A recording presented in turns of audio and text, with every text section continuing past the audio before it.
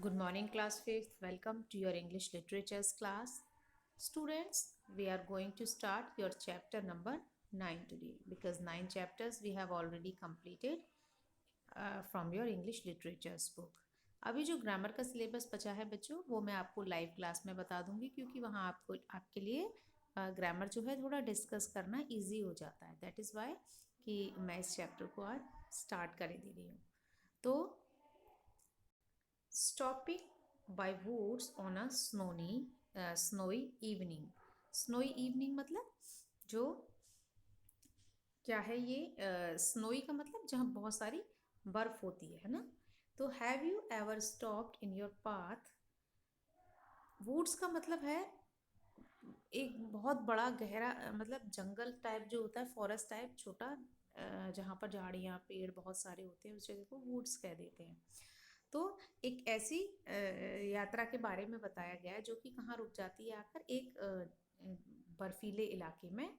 वहाँ पर शाम के समय जब अंधेरा हो जाता है तो वो पोएट जो है वो रुक जाता है. उसके बारे में उसने डिस्कस किया है. Have you ever stopped in your path to embrace the beauty of nature.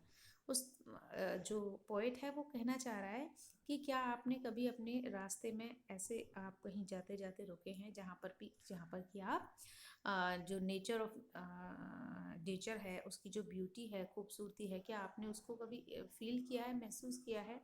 What sort of scenery do you enjoy and why discuss in class. और आपने क्या ऐसा कभी फील किया है या एन्जॉय किया है तो आप उसको क्लास में डिस्कस करिए. देखिए, whose wood these are, I think I know his house in the village दो. तो पोइट कह रहा है कि ये जो है ये किसके जंगल हैं या किसके पेड़ हैं या किसके जो एरिया है ये पेड़ों से भरा हुआ मुझे ऐसा लगता है कि मैं जानता हूँ. और उसका घर कहाँ होना चाहिए, यहीं आसपास कहीं गांव में ही होना चाहिए. जो बाग है ये किसके हैं, तो मतलब उसका जो जिसके हैं ये उसका मालिक गांव में होना चाहिए. He will not see me stopping here to watch his woods fill up with snow. और वो कह रहा है पोएट कि वो यहाँ नहीं देख सकता कि मैं यहाँ रुका हुआ हूँ. वो मुझे यहाँ रुका हुआ देखेगा नहीं क्योंकि वो है ही नहीं वहाँ पर. To watch his woods fill up with snow. और उसके जो भाग हैं वो किससे भर गए, बर्फ से. तो ये किसी बर्फीले इलाके की स्टोरी है. जब शाम को के समय वहाँ बर्फ पड़ रही है तो सारे पेड़ों पर और जितने भी बाग बगीचे हैं फूल हैं पत्तियां हैं सब पर बर्फ लग गई है. My little horse must think it queer.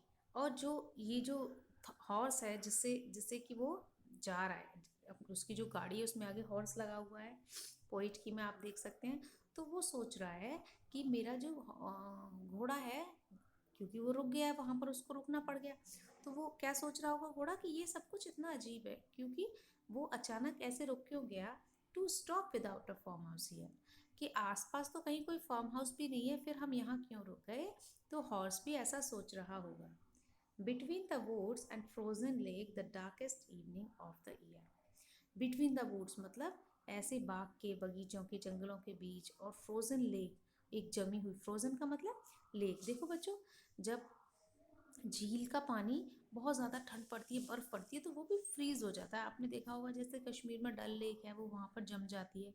तो ऐसे ही यहाँ पर ये कह रहा है कि फ्रोज़न लेक और हम कहाँ हैं, एक फ्रोज़न लेक के और ऐसे जंगलों के बीच में हैं.